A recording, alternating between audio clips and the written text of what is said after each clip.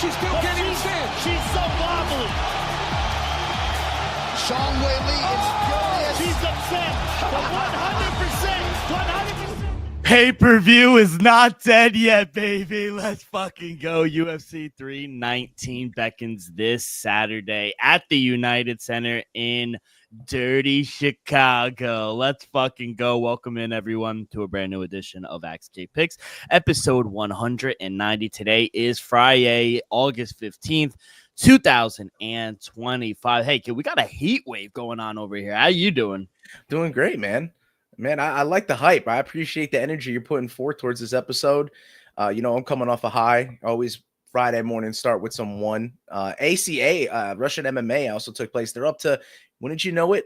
190, just like today's episode. Wow. And LFA will be on later tonight if you want to ingest some fights. 214, they've made it up to. Even the PFL will be on display this evening in the World Tournament 9. I got some thoughts on the PFL a little later on in the show. Yeah. Down here in Charlotte. Queen City, beautiful Queen City. You and I have been there fight night. Who was it? Almeida versus Rosenstrike. That was fucking done in 10 seconds. See ya. Hit the mat. We're out of here. Now I was gonna ask you, say coming off a high, are we talking tree high? What kind of high are we talking? Just the vibe of life. Absolutely. I had to ask, but. Glad you're doing well. We got a loaded show. Absolutely fucking loaded. Like I said, pay-per-view not done yet, boys and girls. UFC 319. I know there have been some fights called off, but still an amazing card. The main event is probably the fight we've all been anticipating. Khamzat Chimaev versus Dricus du Plessis. That is the main event. We cannot wait for that. Have some obviously huge news. We'll talk about the Paramount deal a little later on in the show. Paul Hughes, big news, baby. He gets the rematch. We'll talk about that a little later. October 4th, BKFC 82 in Brick City. Title on the line. Mike Perry versus Jeremy Stevens. We gotta go for that. That's right. Oh, that's going to be fucking insane. We have a huge boxing fight this weekend as well in the afternoon, and it leads right into UFC 319. Moses Atama versus Dillian White in Riyadh, headlining. I mean, Moses Atama headlining at what, 20 years old, 21 years old? He is the future. Big test ahead of him in Dillian White. We will see if how he does. We'll talk about Dana White Contender Series Week 2 later on in the show. But, Joe, let's recap last week, UFC Fight Night 109, Fluffy Hernandez. That was one of the most fucking gangsters chokes I've ever seen. He was toying with him. It was probably the best fucking Hernandez I've ever seen. He schoolyard bullied him. And he could have finished him in the second. I was like, no, I got the over 3.5, please. And thank God it was the bell. His team came in and thought he won the fight. But it was an amazing fight. Rear naked choke, cranked him, and he just dropped his body like a. It was amazing. When you got the champ in all your performance, you did well.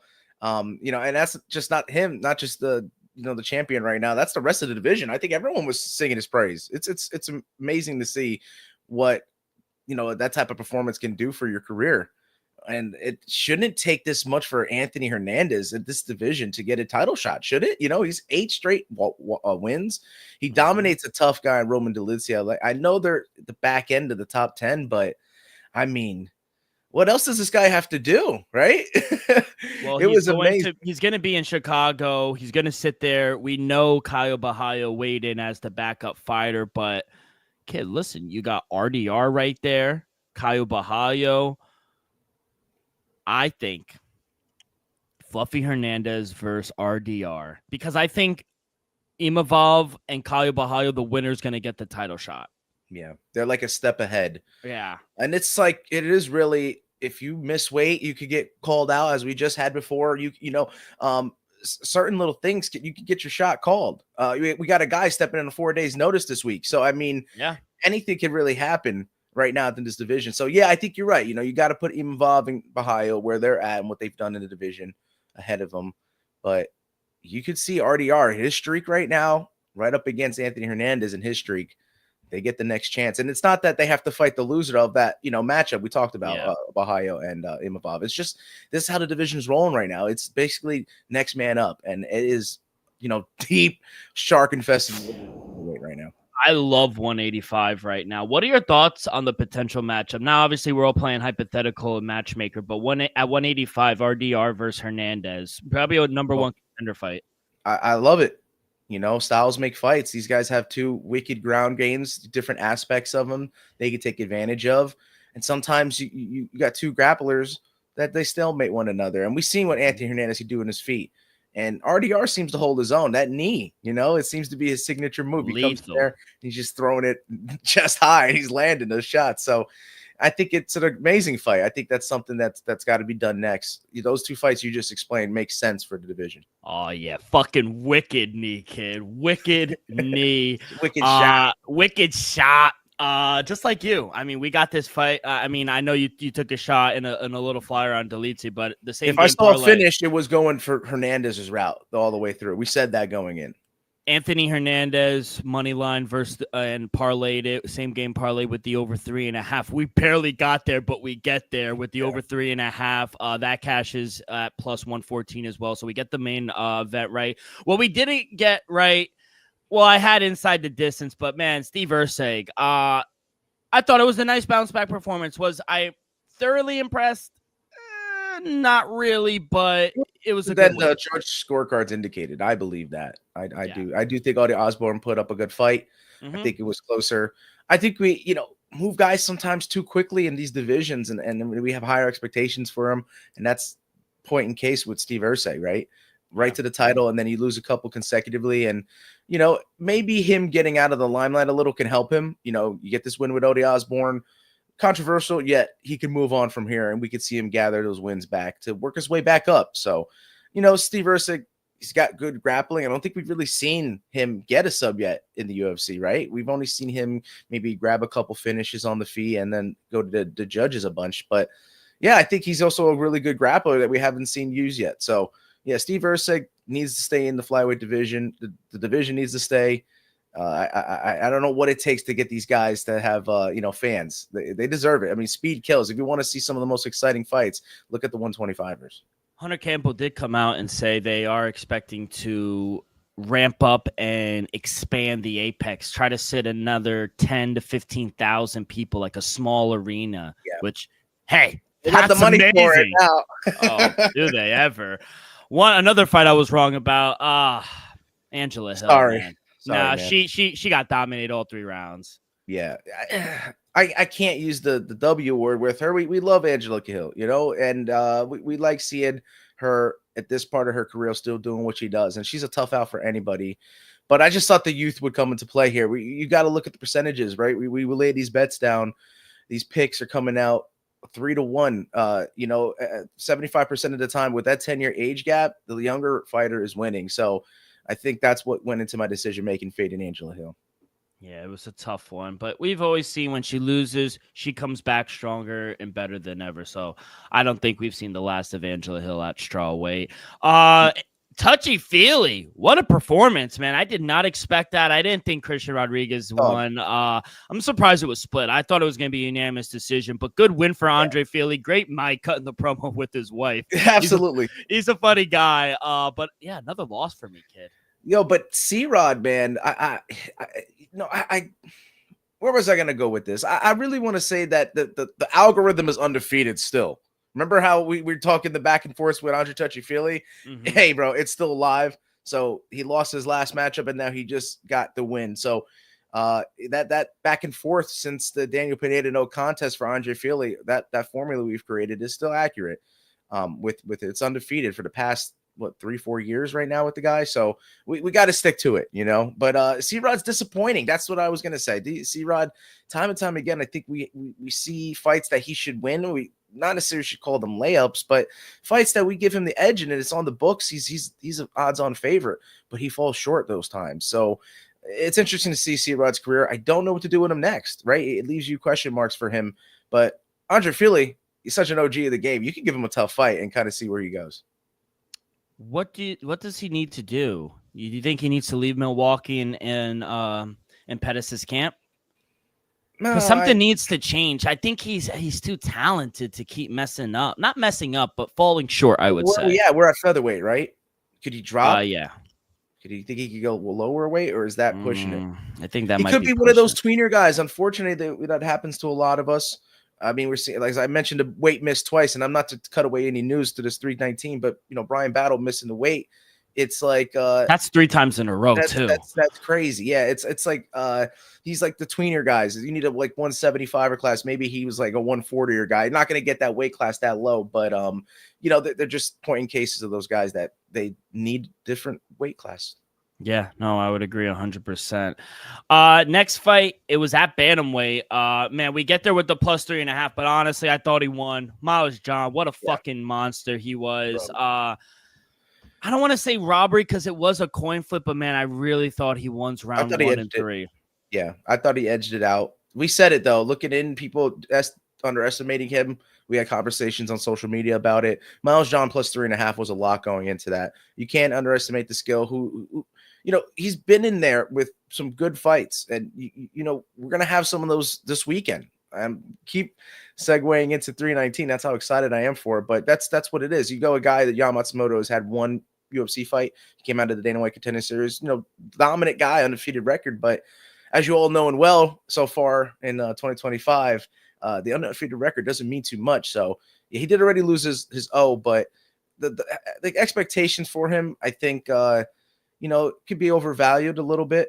But you do see the potential with Yan Matsumoto. So it was a tough fight. Keeping the wins for, like we talked about, guys like Steve Erceg and him, I think it does good for their careers. Unfortunately, for the other end, there's always the agony of defeat. They fall short, and they had complaints about it. I think even Ode Osborne came out, Miles John came out and talked about the judging. It just sucks to be on that end of the side. 100%. And then last fight, what a call. First round knockout. CLD knocks out boy. Eric Anders. I hated playing that. I get it, but man, I didn't know the story for Chris Leroy Duncan. Yeah, bro. I mean, his mom being killed when he was younger by her boyfriend and just wearing that locket, like oozing out of respect for Chris Leroy Duncan. He's gained a fan out of me, and I'm rooting for the guy, and I'm happy. Big win for him at middleweight, and he has power, man. Going down to AT&T, I know he lives in England, but going down to Florida, I think it's really helped him. I think you look at CLD, you look at Christian Leroy Duncan, and I think he's a step ahead of most people on the feet. I think he's that skillful of a fighter, standing.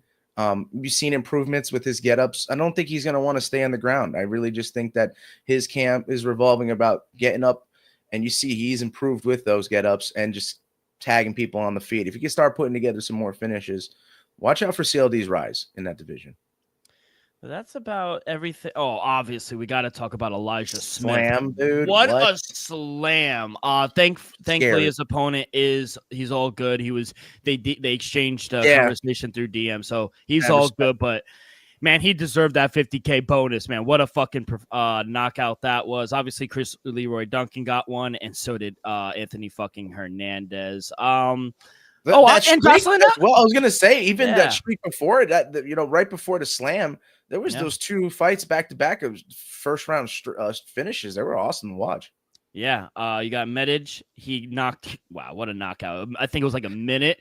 He knocked out Urbina as well, and then Jocelyn Edwards knocked out my girl. So yeah, didn't she get performance? She got performance. She got a $50K bonus as well. So hopefully those go up. What's going on with Cody Brundage? Is he washed? Is he done? I think he gets cut. It's time to part ways. See if he can build himself back up into the UFC. It's just what it is. It's unfortunate, but you give chances time and time again. And I do think you come up against your contracts as well. And if you don't meet the requirements, it's just business. It's a matter of business. All right, kid. Let's go to Dana White Contender Series. You did go 1-2 on this. He was not happy though. Did you see that interview he did with Laura Sanko? He was not happy. He was like, get not him, get him off the screen.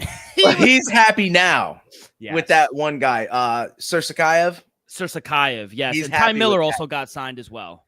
It was a tough fight. I did pick Jimmy Drago, the Yonkers kid. I get a little biased to the guys close to home, but Yeah, man. I don't think he made wrong decisions there. But like I said, he's going to be decisive with who he's putting into the roster. If you're not getting the finishes, you're not proving a point. And if you're also not turning around and wanting to fight in 4 days, it seems, you're not going to get that call. So you got to bring it if you want to be a part of the UFC.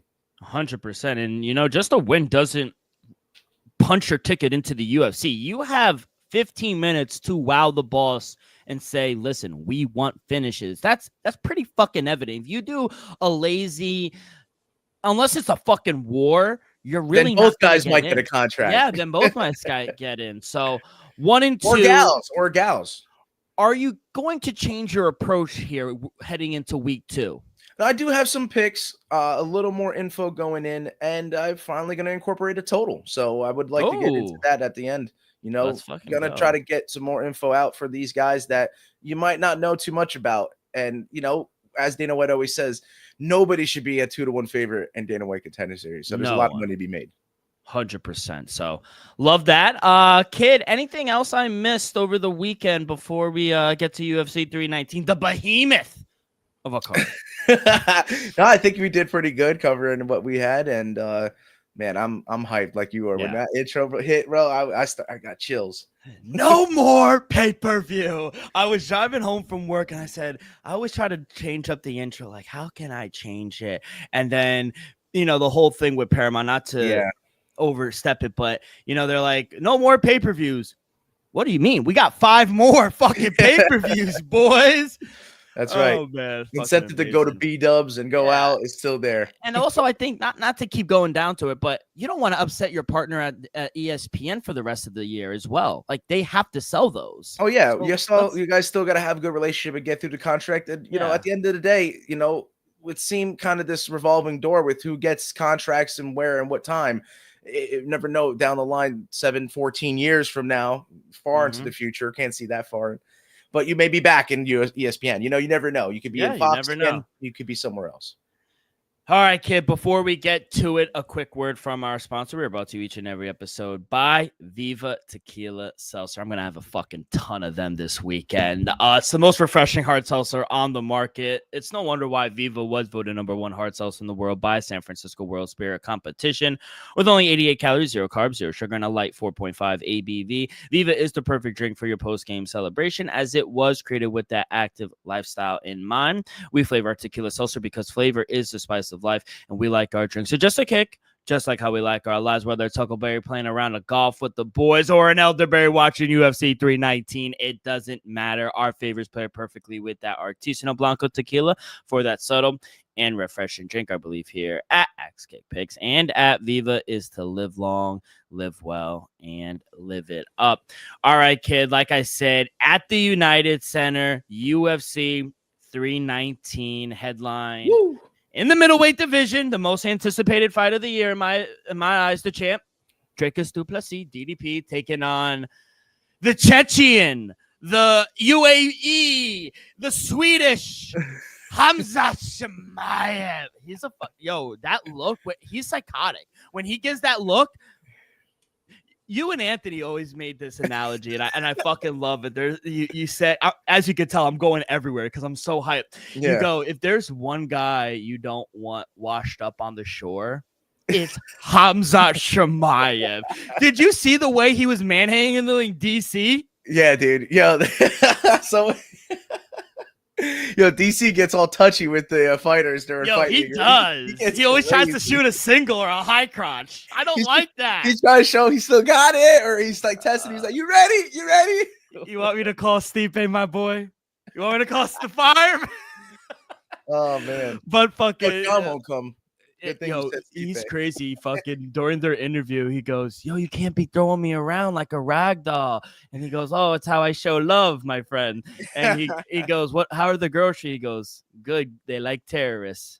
Yeah. Did you see the DDP interview where he was like, "How do I win? Comically large hammer. Like I don't know how I win." Oh yeah, I did see that. So it's funny. I like both guys are good for the division. I think 100%. both guys you could see as definitive champions. DDP looks the part, wears it well, and Hamza you could see coming in and being a champion and being as popular as in the Eastern Hemisphere of the world. I mean, no doubt, right? Yeah. We got him in the States. Just one fight canceled. Well, one fighter I meant to say missed weight. Brian Battle missed weight by 4 pounds. The fight is off. We had a couple other fights like get called, right? Kind of last second. Yeah, Diego Ferreira and King Green, and then there was another fight that was called one of the off. Fighter ones, right? Yeah. Was that on like last second? I feel like didn't they had a plan to put the Ultimate Fighter fights at another card? I don't see why they rushed it.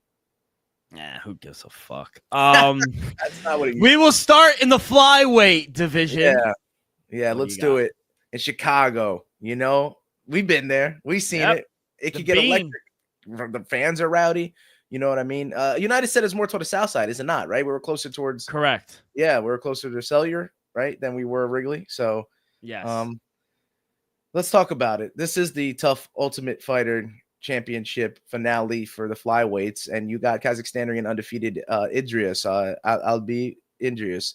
He's minus 350, but you know we talked about I think similarly with the Dana White Contender Series. No guy should be like a 3-1 favorite, let alone a 2-1 favorite.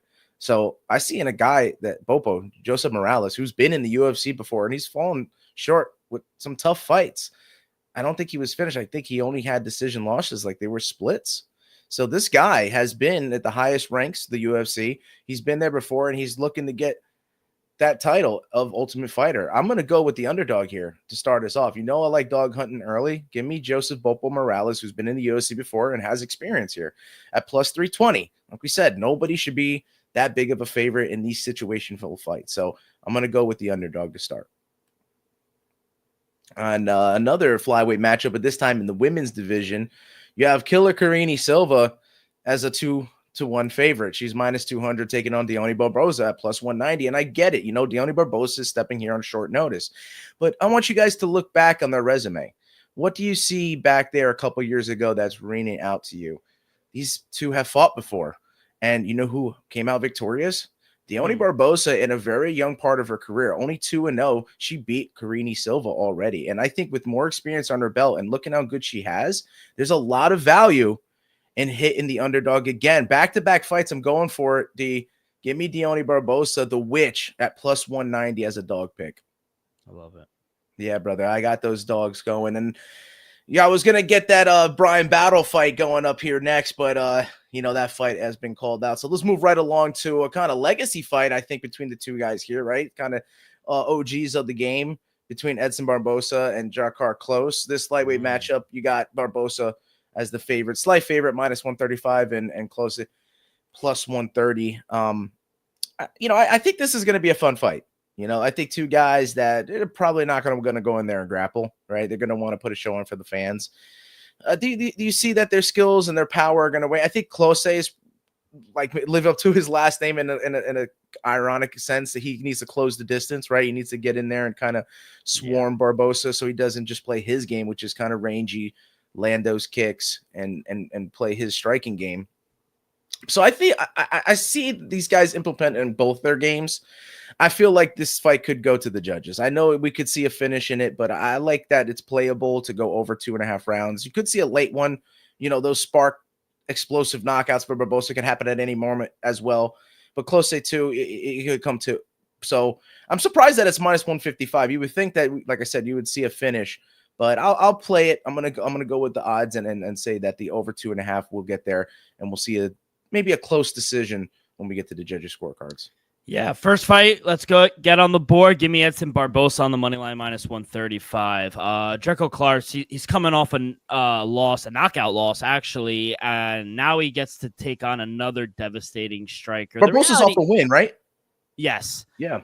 The reality here is if Draco can't get this fight to the floor and keep it there, he's not going to win this fight. I'm sorry. There are very few better strikers than Edson Barboza, you know, whose leg kicking game remains at the top. So I don't know. I think Edson Barboza is going to do a good job defending the early takedowns early.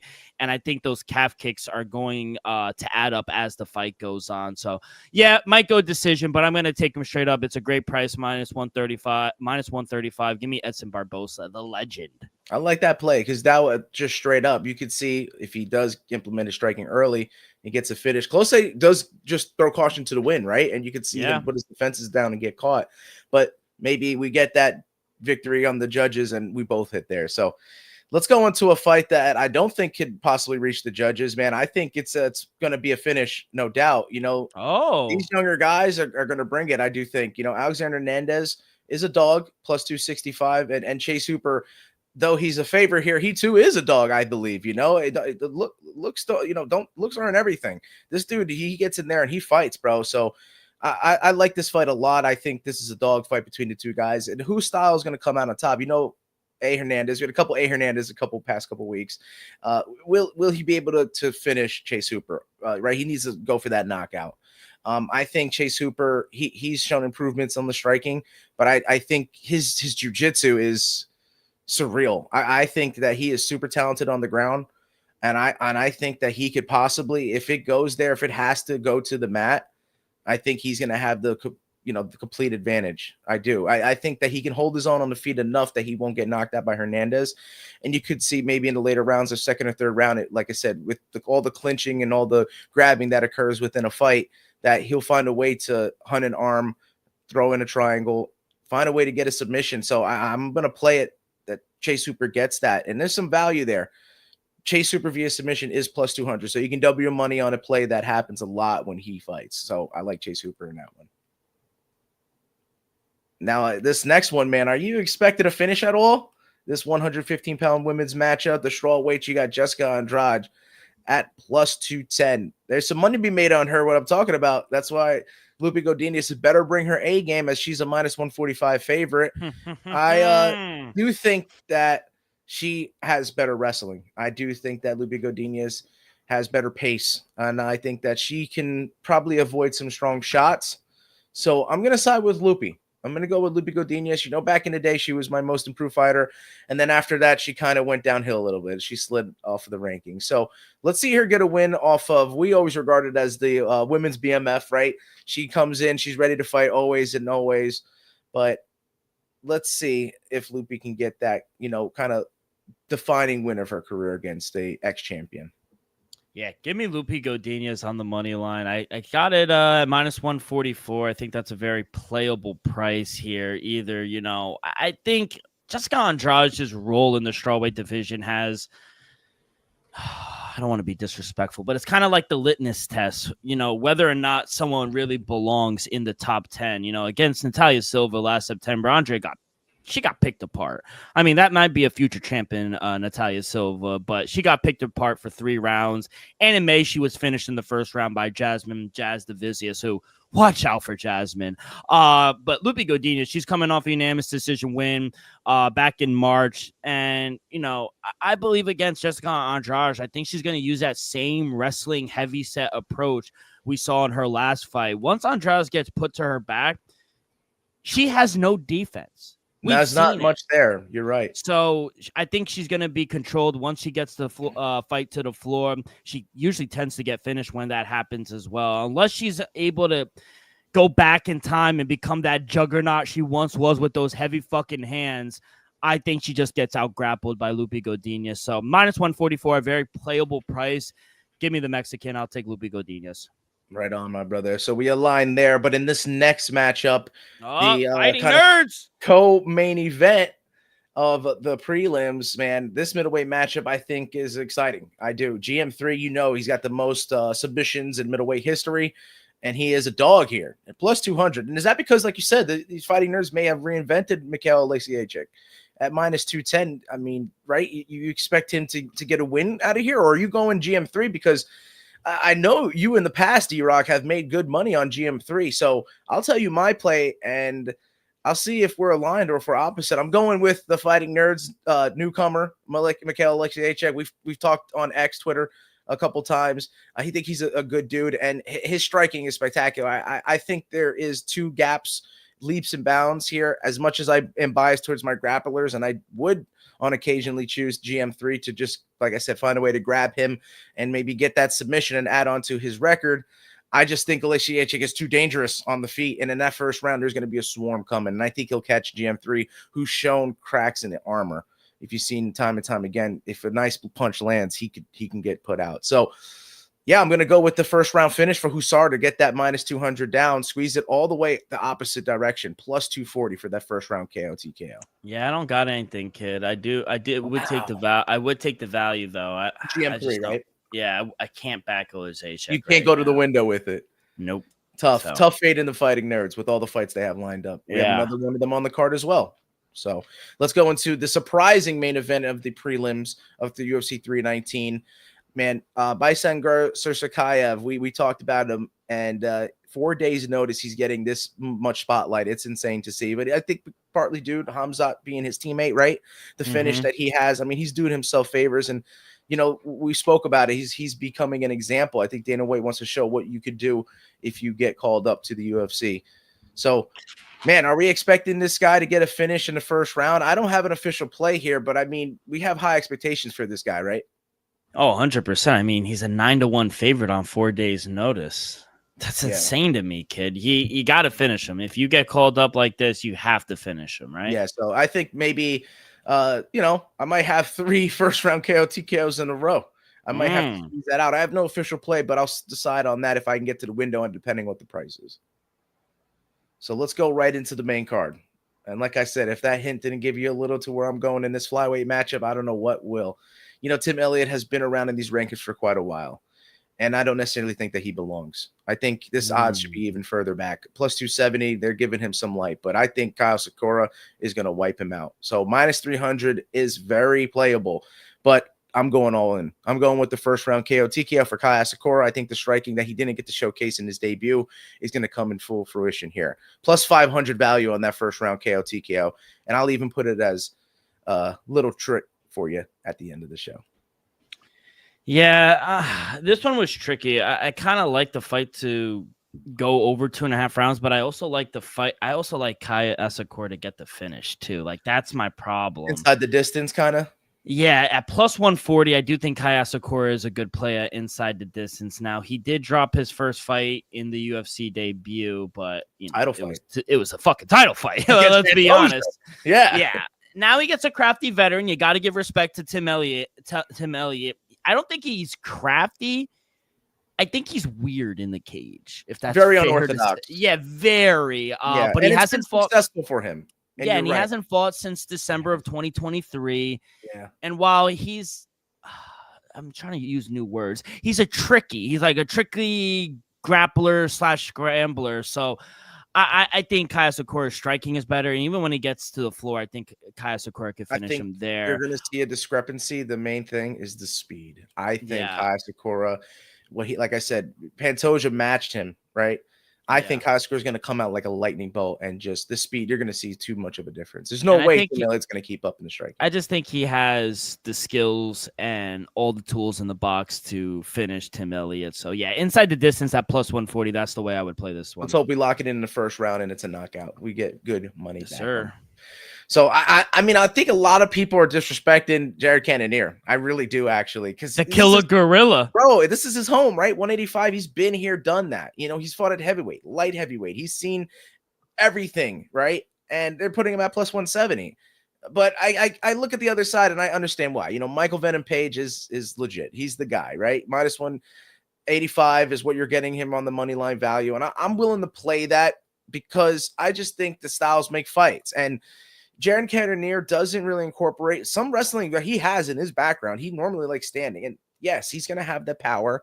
But Michael Page is powerful in the sense that when he hands a shot, you don't see it coming. He hits you from shots that, you know, he's done so much over the years in the course of his career with all the karate background and kickboxing and everything, where he's throwing very precise technical shots, but at angles that you don't expect. And that's what surprises you. And he could take this to the judges, and he could surprise us with the finish, the jumping knees, the creative kicks. And like I said, also, because there's power coming from the other side, you say, will MVP be able to take it? Well, look at his career. He's only been finished, by Lima, right? With that crazy flying knee didn't land, and he just caught him with a leg kick uppercut from hell.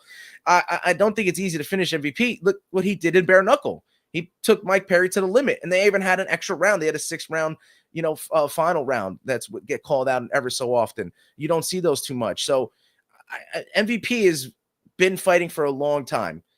You may not see it necessarily in the record, but it's there. I think the IQ, the resume, I think they match up. I think I have a kind of a theme this weekend. It's the speed. I think another factor here would be the speed. And since I'm edging that with the first fight, Kai Sakura, I think the speed will edge out for MVP. So I'm going to side him on the money line. Minus 185 is playable for me. No play for me, kid. Oh, yeah, I stayed away from it. Let's see what about this welterweight matchup. Another fighting nerd. Jeff Neal here, hands of steel Neal plus 210, 200 and up. But the smoking Carlos Paredes, right? What's his real nickname? What's his real nickname? The Nightmare, right? Yeah, the Minus Nightmare. 225. He should be smoking Carlos Paredes, But do you have a plan? You got to have a plan in this one. You know what I really should have right now? A cigarette. Marlboro Red, a fucking dart while I'm doing this one. Lucy.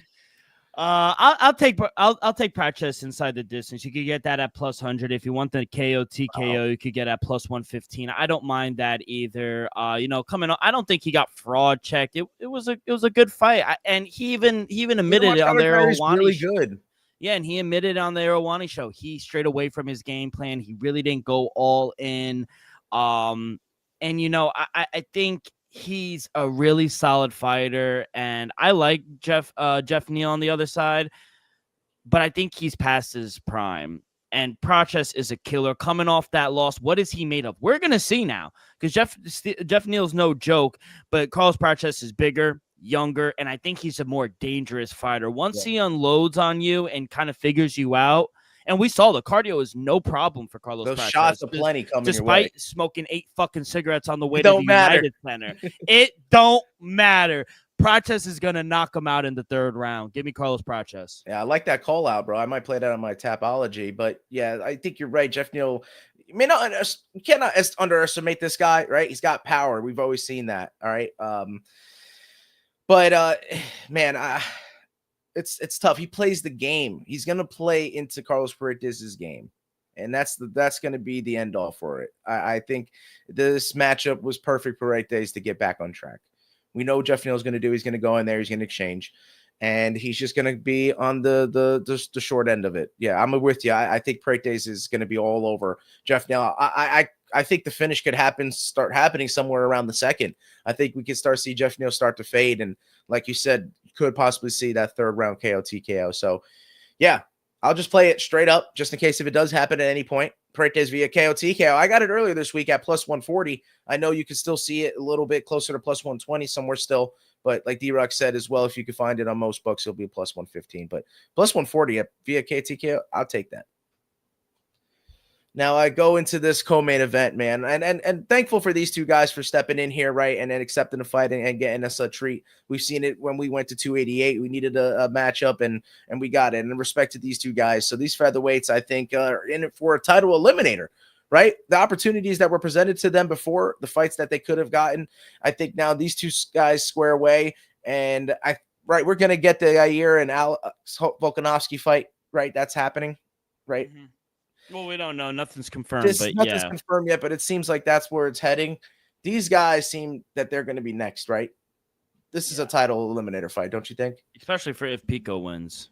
If Pico knocks out Lerone Murphy, that's something we've never seen before. We know Lerone Murphy's undefeated. We had maybe the couple hiccups with the draw, and wasn't there no contest in there? So, when you see that with some guys' records, you can question what if those were losses in a sense, but it's not. Lerone Murphy is an undefeated fighter. He's proven 8-0 in the UFC. He's seen it and he's done it, and they're counting him out. He's plus 155. So to me, I do think he's live. I do think there's a lot of value in Lerone Murphy. And normally I would back him. I've been backing him and making money on him since, before he was a household name. But who is a household name? That's Aaron Pico. I think he's a superstar. I think that this is one of the most bona fide athletes we have. You talk about, when Michael Chandler came into the UFC talking about having an athlete, I think this guy is next level, right? Golden Gloves boxer, All-American wrestler. Aaron Pico is legit as they come, and he's in the prime of his career. And I think this is a perfect test for him to showcase himself. And I got to be rooting for the guy. And I'm going to back him as well. I got to see, I've missed with a couple of the debuts with these Bellator fighters, hit with the RDR coming from one. And I got to see one hit from Bellator. He's really, truly from Bellator originally, Aaron Pico's one of the OGs there. He's been fighting for a while. He's seen a lot as well. Maybe the level in competition isn't the same. And I'm taking a chance with a guy who's a favorite here on his debut. It's interesting to see, but I'm going to go for it. I'm going to take the minus 165 in Aaron Pico, even though I do think Lerone Murphy is live. Not so fast. Give me Lerone Murphy Smart. plus 160. Tremendous value. I like the dog here. Former Olympic alternate wrestler, Golden Gloves champion boxer, and Pico. I like him. I think he's special, but he's going to verse a dog here now. He's not giving a warm up either. Undefeated Lerone Murphy. I like the Brit. I think Lerone Murphy, his resume, he's faced and beaten the better competition than Aaron Pico has seen in his entire career. And Bellator fighters have looked very poor in their UFC debuts lately. So the bright lights may not be too bright for the Brit Lerone Murphy. I think he stays undefeated. Plus 156, give me Lerone Murphy. Yeah, I was so close to going to the window with it, but I was like, let me take a shot. I have made money on Aaron Pico as well in the past. So very tough one for me there. But we've made it to the main event, and I think the Chicago fans are in for a treat with the entire card, but especially in this main event, man. The middleweight championship is going to be defended, man. DDP, Dricus du Plessis, plus 210. Wouldn't you believe that? As defending the title, as he's done, and all the crazy fights that he's gone through, that he's going to be this big of a dog? It's because look who's on the other side, right? You got that dude staring you down with the psycho stare. Khamzat Chimaev, minus 210, man. Is he worth that much of a favorite, D-Rock? I wanted you to give us your play. Yeah, probably the most anticipated fight of the year. Can DDP defend his title against a chaotic pace wrestling in the first round? It's possible, but even if he does, I find the narrative suggesting that Khamzat Chimaev doesn't have the gas tank to last beyond round one is very irresponsible and untrue. You're just not watching the fights. I'm very bearish on that. Yeah, I think Chimaev is going to surprise a lot of people here. He's going to land quality strikes early. He's been training with who's the guy who got popped for steroids? I don't know. He's been a lot of training camps though. I know he's been the one up in Colorado who fought Aljamain, TJ Dillashaw. Oh, so like Dwayne Ludwig? Yeah, somewhere. That's Dwayne Ludwig. Yeah, I was gonna say that's TJ's coach. Yeah, so he's been training up there with getting his cardio, and I think that's a good move. So I think he can last beyond round one, and I think he's going to surprise a lot of people, and I think it's going to free up the wrestling as well. We've seen DDP withstand wrestling, but he has gotten tagged before. But I don't think no one has fought someone like Khamzat Chimaev with their wrestling to back it up with their striking. I like DDP, I really do. I've listened to a bunch of interviews this week. I'm not rooting for the guy, but I've gotten a fan out of him. In the past, I didn't like him. I just think DDP's is in for a rude awakening. I'm going Khamzat Chimaev inside the distance at minus 140. I think he's going to smash, brother. That's crazy. Minus 140 inside the distance. Yeah, you can see that.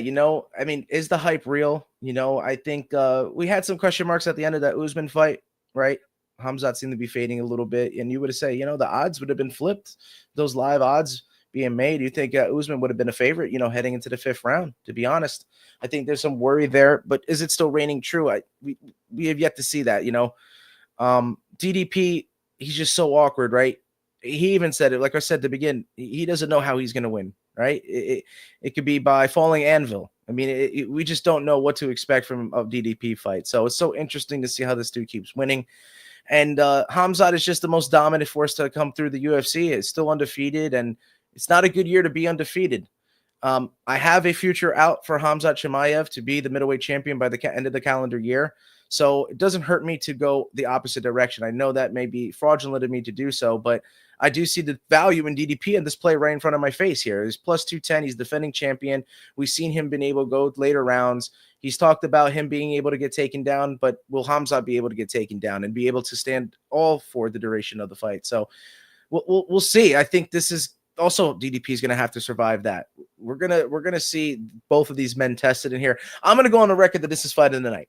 I think that, like you said, Chimaev is gonna surprise a lot of people and be in there, I think, for every single round of the fight. And I think that DDP needs to go out there and maybe have to get a finish. I think you may see Khamzat actually winning on the judges' scorecards for some reason, because just the way that he's setting himself up for success, right?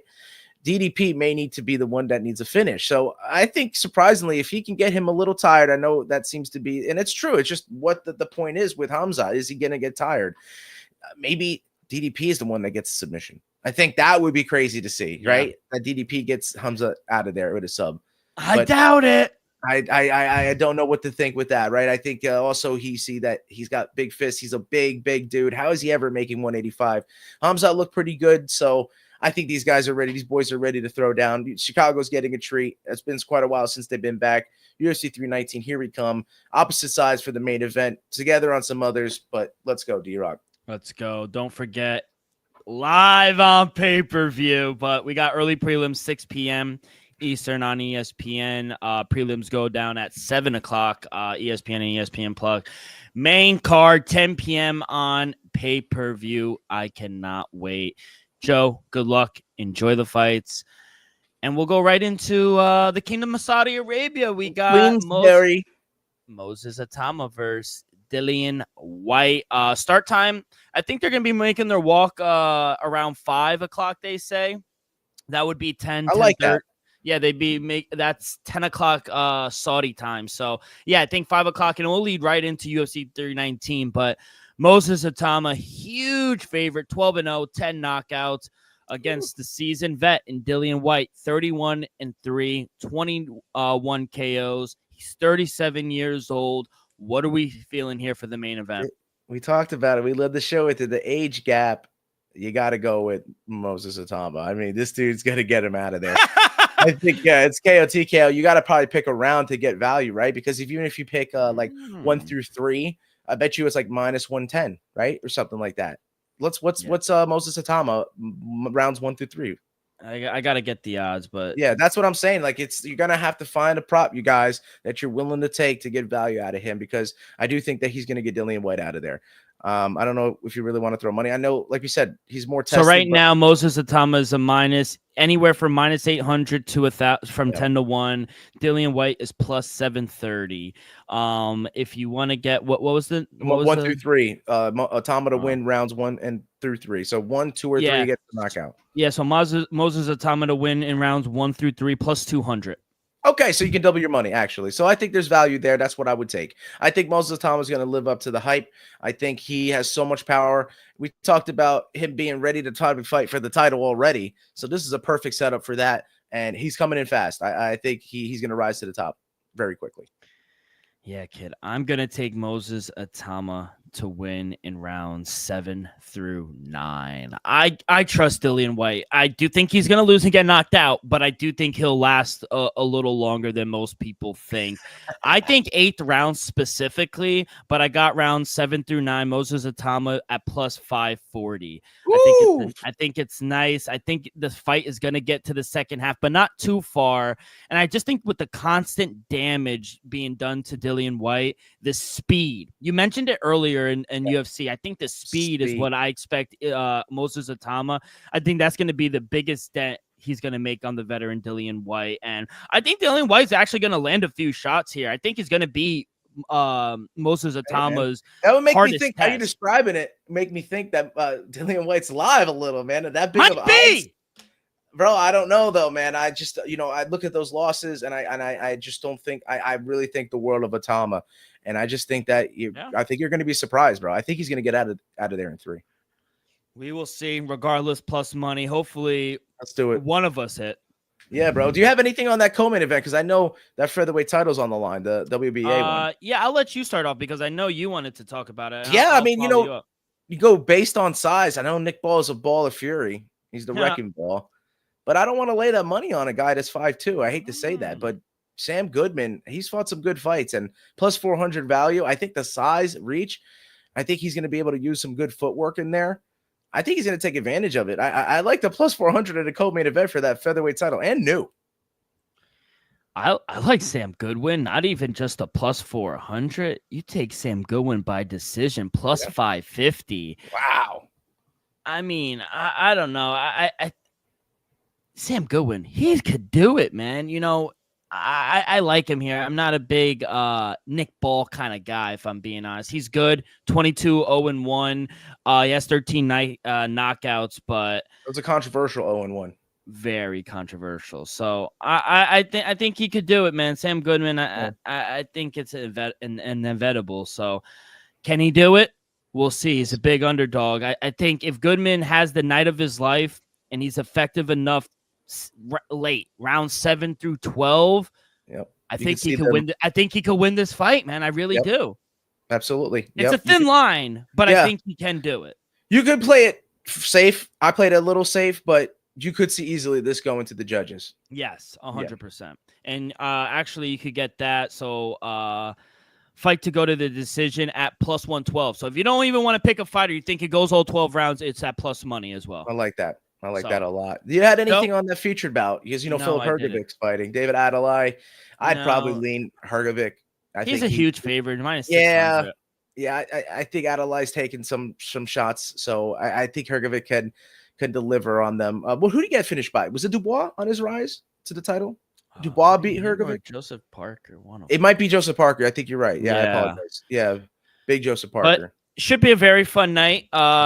If you guys want to play a little parlay probably early, you probably can pick all those earlier fights. Like, they're gonna it's in Saudi Arabia, yeah? Correct. So I think they're gonna have a showcase of Alakel. He's a Saudi Arabian fighter, and then Raymond Ford's there, and Tatsumi is also on the card. I think if you went and picked all those guys, I think the level, the competition that they're up against right now, I want to say that they're fighting cans, but I just think that you hope they won't get the finish, but I bet you could probably make some money if you were to put all of them on a parlay, like a judges, like a decision parlay. You probably get like plus 1,000 odds if you put all three of those guys in something. So there's some money to be made there too. All right, kid. Well, good luck. Like I said, main event probably starts around 5 o'clock, and main card probably starts around 3, 2-ish. So afternoon all the way into late at night, UFC 319 at the United Center. All right, kid, before we get to Dana White Contender Series, we have some news we need to talk about. Obviously, the big news, dude. UFC and Paramount deal, 7 years, $7.7 billion. It's worth more than a company. Yeah. I mean, all UFC events will be streamed on Paramount Plus, with select events also airing on CBS.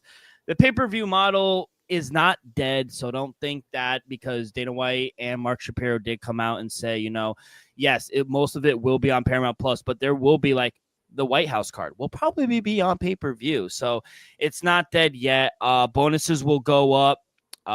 There's going to be 43 events, 13 number cards, and 30 fight nights. Right now, the current Paramount price is $7.99. The Paramount Plus without ads is $12.99. Now, obviously, it will go up, but that is the current price right now. I got ad-free already. What happened? I've been had Paramount Plus. Oh, you do? It's perfect. I need that login, my boy. So, yeah, I think Dana White, he came out. He said they plan to do 4 big events per year throughout their new broadcast deal. Obviously, one of those is going to be that White House. But, kid, I guess overall thoughts, who won it? What does this mean for the fighters? What does this mean for fighter pay? Talk us through what are you feeling here? I think you generally get the sense that it should rise. I'd be trolling saying that they're going to wind up getting less. As there's no pay-per-views, you wonder how the pay structure will work, the pay-per-view points and all that. But obviously, I think base pay will increase, right? We're going to get the fighters more money. I do think like something should come of it. I would like to see like maybe like health insurance or something involved where, we could see, and if we shouldn't really have our athletes struggle, right? I think that goes across all sports. There should be some sort of protection baseline there, as it is in like the military and all that. I think it just comes standard. You sacrifice kind of your livelihood. You should be able to at least receive that back. So like I said, it's more valuable than Paramount as a company. The deal is itself. As you can tell, I myself already had Paramount Plus, so I think a lot of people are going to have access to it. But maybe it does incentivize some of us, with the majority of them not being on pay-per-view to go out, right? Like a lot of us do enjoy going to watch fights together in a community, hanging out. I don't necessarily know if those venues that normally host those pay-per-views are going to get the pay-per-views, right? Are going to get the Paramount Plus. I'm not necessarily sure how that's going to work, right? So, I mean, it should be easy enough to just pay the $12.99 a month, right? To be able to get it and make all the money at the door and do that. It should actually be able to make more money out of it because you don't have to pay for each. From what I was understood from all the restaurateurs and bar owners that I've talked to, you have to pay per TV if you want to get a pay-per-view to host it in your venue. So they're paying X amount of thousands of dollars to host these fights. Now, all you got to do is pay $12.99. I'm pretty sure you could stream that on every single TV, right? I don't think why that wouldn't be the case. Yeah. I think Unless so. there's maybe some restrictions. I've maybe seen how Netflix can host some locational thing. So we got to see. The kinks got to be worked out. I think the deal was made a little quick, so they still haven't They necessarily. said 48 hours it came to Yeah, and that's what I was saying. I think they still, as Dana White said, they still a lot to work out. And he kind of, slipped up as well when they did come talk about fighters' pay. So that's why I went out the record. I was like, you can see Dana's going to fuck everyone over. He don't care about his fighters. He's going to take advantage of everyone. I don't know. We have yet to see. So we got to work out everything. There's a lot going on. Big event this weekend. So this is something to top it off. I'll say this. I think it's a win-win. We'll see what happens with pay. Obviously, bonuses will go up. We'll see what they get. Obviously, intro deals for the UFC fighters is 12 and 12. You get 12 to show and 12 for a win. What I want to know is, obviously, you mentioned the pay-per-view points. How is that going to? Because, that's your incentive to become champion. You get a piece of whatever they end up selling. Social media wise, if you take Twitter, X, whatever, Instagram, TikTok, Facebook, whatever, all the social medias on ESPN, they are the worldwide leader in sports. It's over 300 million followers or subscribers, whatever, compared to Paramount, CBS, and it's around 30 million. Now, that is a big drop off. Do you think it's going to hurt? Do you think they even thought about that? Do you think they even care? Because Dana White is saying more people are going to see it, which I agree with. But also, what about clicks? What about social media? That's my question to you. How many of the cards are going to be shown on CBS? That's Channel 2. That is probably the most prominent TV station. You can sense that. I guess the more casual could and sense just turn on and see it there. But are they going to care about it? Right. I do see the hardcore still following. Right. Yes. I still feel like they're going to have that base there. And let's see how much we can grow into this new market. Maybe we didn't need the worldwide leader in sports, and this sport can speak for itself. Maybe this is a little bit of a test, but also the dollar signs. They did speak for themselves. So I don't blame the company for wanting to sign that line in their pockets. This is what they wanted to do. So they're going to have to work it out. But without ESPN and their help for the last 5-6 years, UFC doesn't get 1.1 billion per year. They built this. I was going to say 1.1 billion for the 7 years ESPN had them was the first value of the contract. Now it's up to 7.7 with the 7 years. So yeah, dude, 1.1 a year, 100%.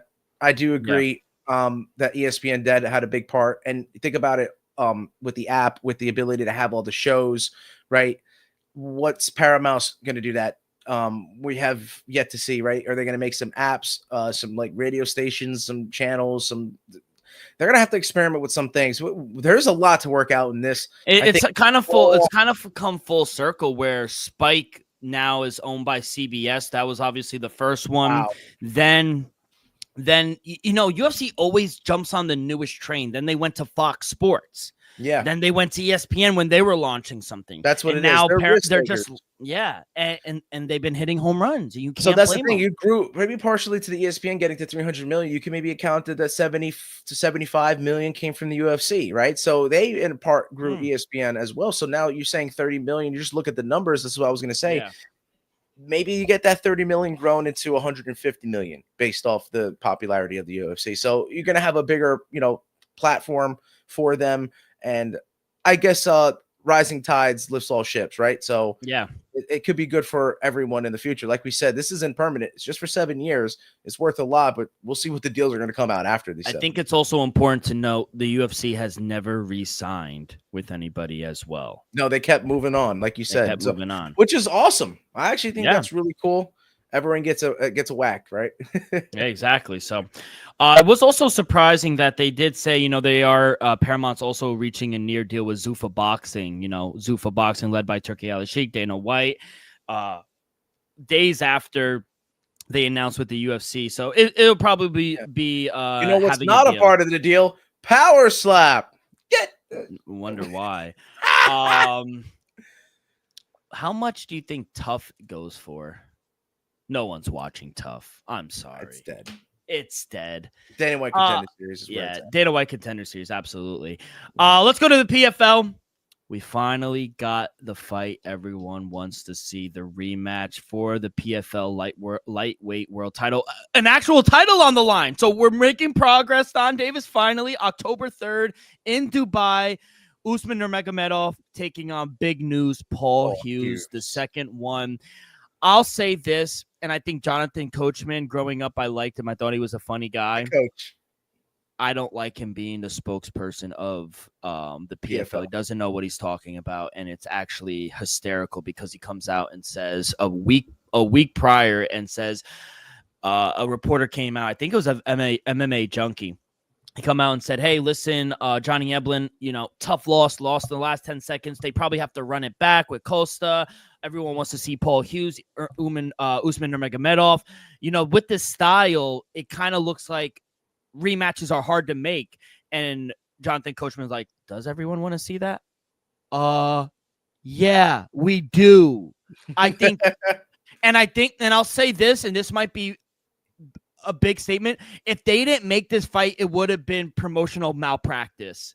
No one wants to see anything else besides Usman Nurmagomedov and Paul Hughes. Am I living in a fucking bunker? No, throughout the whole promotion, that's all that anyone wanted to see from them. So you're a clown when you say that a week, and then a week later today it gets announced. It gets announced. So you're a clown. Anyway, amazing fight. Yeah, amazing fight. Absolutely. Yeah. I mean, Paul Hughes is going to be a dog, and he's going to be live. That first fight was really close. Oh, and I think it was it's the fight of the year for PFL. So, yeah, that's why. Fight of the year, how do you not get that fight back? Jonathan Coachman, wake up. Wake up. Wake up. No. What was that song called? Oh, you got me. We used to play it in the wrestling room. Wake up.